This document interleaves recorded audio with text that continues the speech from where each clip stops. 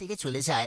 তখনই তার অ্যাসিস্ট্যান্ট বলে, আপনার একটা মেয়েকে এত তাড়াতাড়ি বিয়ের জন্য প্রপোজাল করা উচিত হয়নি, কারণ আপনার আগে মেয়েটাকে ইমপ্রেস করতে হবে, মেয়েটার সাথে ডেটে যেতে হবে, এমনকি একসঙ্গে অনেক সময় কাটাতে হবে, তাহলে মেয়েটার মনে আস্তে আস্তে আপনার জন্য জায়গা তৈরি হবে, আর তখন মেয়েটা আপনাকে বিয়ে করতে রাজি হয়ে যাবে। এখানে সু তার অ্যাসিস্ট্যান্টের কথাগুলো শুনে মনে মনে কিছু একটা চিন্তা করে। পরের দিন আমরা দেখতে পাই যে একটা কোম্পানিতে জবের ইন্টারভিউ দিতে এসেছিল, কারণ সে তার বয়ফ্রেন্ডকে বিয়ে করবে বলে আগের চাকরিটা ছেড়ে দিয়েছিল।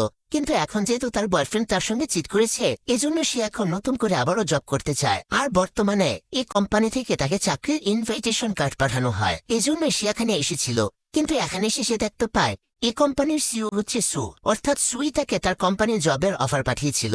এখানে সু তাকে বলে, তোমার চাকরি হয়ে গিয়েছে, তোমার কাজ হলো আমার সঙ্গে মাঝে মাঝে ডেটে যাবে আর কিস করবে। এটা শুনে জিয়া তো সুয়ের চাকরি সুয়ের মুখে মারে আর এখান থেকে চলে যায়। তবে লিফট দিয়ে যাওয়ার সময় তার সঙ্গে একটা ছেলের দেখা হয়ে যায়, আর এই ছেলেটার নাম হচ্ছে চিয়ান। সে মোটামুটি টিকটক সেলিব্রিটি, তার স্বপ্ন হচ্ছে সে একদিন সিনেমায় অ্যাক্টিং করবে, আর আমাদের জিয়া ছিল তার ফলোয়ার। তাকে দেখে জিয়া তো চিনতে পেরে যায়, এই কারণে সে তাকে বলে, আরে আপনি এখানে কি করছেন?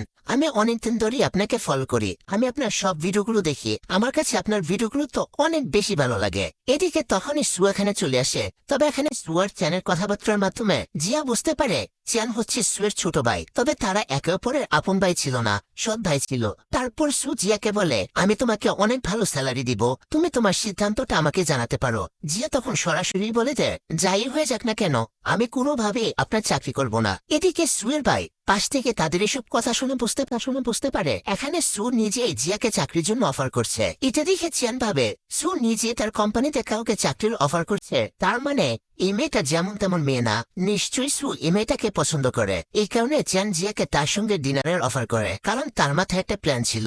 এদিকে জিয়া তো চিয়ানের কাছ থেকে ডিনারের অফার পেয়ে সাথে সাথেই রাজি হয়ে যায়, কারণ সে তো চিয়ানের ফ্যান ছিল। যাই হোক, তারপর রাতের বেলা সে চিয়ানের সঙ্গে ডিনার করার জন্য একটি রেস্টুরেন্টে চলে আসে। এখানে চিয়ান তাকে বলে, তোমাকে আমার জন্য একটা কাজ করে দিতে হবে। জিয়া বলে, কি কাজ?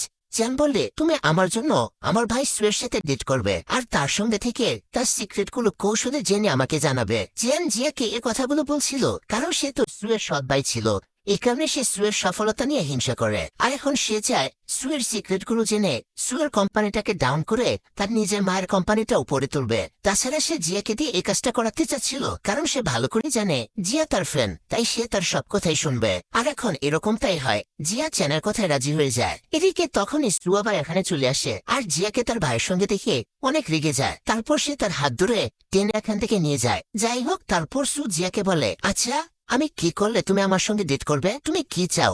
জিয়া বলে, ঠিক আছে, আমি তোমার কোম্পানিতে কাজ করব, তবে আমাকে তোমার কোম্পানিতে তোমার সেক্রেটারি হিসেবে কাজ দিতে হবে। সু তখন তার সব শর্তে রাজি হয়ে যায়। পরের দিন দেখা যায় জিয়া কাজের বাহানায় সুয়ের বাড়িতে চলে আসে, আর সে লুকিয়ে লুকিয়ে সুয়ের অজান্তে সুয়ের রুমে একটা ক্যামেরা লাগিয়ে দেয়। অর্থাৎ সে চেয়েছিল ক্যামেরার মাধ্যমে সুয়ের সিক্রেট গুলো জেনে নিবে।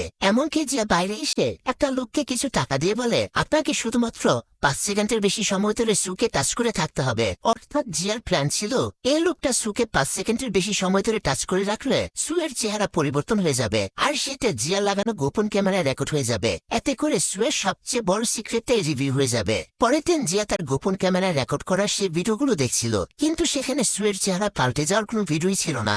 সেখানে ছিল সুয়ের কাপড় চেঞ্জ করার একটা ভিডিও। এটা দেখে জিয়া তো অনেক লজ্জায় পড়ে যায়। তখনই আবার সেখানে সুয়ে সে সবকিছু দেখে ফেলে, আর জিয়াকে জিজ্ঞাসা করে, তুমি এটা কেন করলে? জিয়া তো তখন কি বলবে কিছুই বুঝতে পারছিল না, তাই সে বলে, আসলে আমার তোমাকে অনেক ভালো লাগে, এজন্য আমি তোমার বডিটা দেখতে চেয়েছিলাম। এখানে সু জিয়ার মুখে এই কথাটা শুনে ভাবে, গতকাল রাত পর্যন্ত তো এই মেয়েটা আমার সাথে একদম অন্য সুরে কথা বলছিল, কিন্তু আজকে হঠাৎ করে তার এমন কি হলো যে সে আমার প্রেমে পড়ে গেল? এইসব ভেবে সুয়ের কাছে বিষয়গুলো কেমন জানি ঘটকা লাগে। এই কারণে সে জিয়াকে বলে, আচ্ছা এই ব্যাপার, তাহলে আমি নিজেই তোমাকে আমার বডিটা দেখাচ্ছি। এই বলে সে জিয়াকে একটা রুমে নিয়ে আসে, আর তার সমস্ত কাপড় খুলতে শুরু করে। যা দেখে জিয়া তো একদম বিব্রত একটা অবস্থায় পড়ে যায়, আর আমতা করে বলতে থাকে, এখন আমার তোমার বডি দেখার কোনো মুড নেই, তুমি নিজের ড্রেস এভাবে কেন খুলছো? সু তখন বলে ওঠে, হ্যাঁ ঠিকই তো, আমি আমার ড্রেস কেন খুলছি? আমার তো এখন তোমার ড্রেসগুলো খোলা উচিত, কারণ তুমি তো আমার বডি দেখিয়ে ফেলেছ, এবার তো আমার পালা। এই বলে সে জিয়ার দিকে এগিয়ে যেতে থাকে, আর এবার জিয়াও চাপে পড়ে তার সব প্ল্যানের কথা সুকে বলে দেয়। যে সে আসলে তার সিক্রেটটা জেনে তার ভাই চেনকে জানানোর জন্য ক্যামেরা লাগিয়েছিল। সু এই কথাটা শুনে মূল ঘটনাটা বুঝতে পারে যে এসব প্ল্যান তার সৎ ভাই চেনের ছিল। এখানে জিয়া সুকে না জানিয়ে তার সঙ্গে এরকম কাজ করার জন্য তার কাছে ক্ষমা চায়। তারপর সে মন খারাপ করে বাসায় ফিরতে শুরু করে। এখানে সেও বুঝতে পারে আসলে তার সুকে না জানিয়ে তার সঙ্গে এরকম করাটা একদমই উচিত হয়নি। এর পরের সিনে দেখা যায় জিয়ার মা সুয়ের অফিসে এসেছে। আসলে তিনি ভেবেছিলেন জিয়ার সঙ্গে হয়তো বা সুয়ের রিলেশন রয়েছে, কারণ ওই দিন তো তিনি জিয়াকে সুয়ের সাথে অনেক কাছাকাছি অবস্থায় দেখেছিল। তার উপর জিয়া এখন সুয়ের কোম্পানিতে অনেক ভালো একটা পোস্টে কাজ করে। এই জন্য তিনি কনফার্ম হয়ে যান যে জিয়ার সু হয়তো রিলেশনে রয়েছে। আর এখন জিয়ার মা সুয়ের কাছে এসে তার বাসায় ডিনারের জন্য ইনভাইট করে।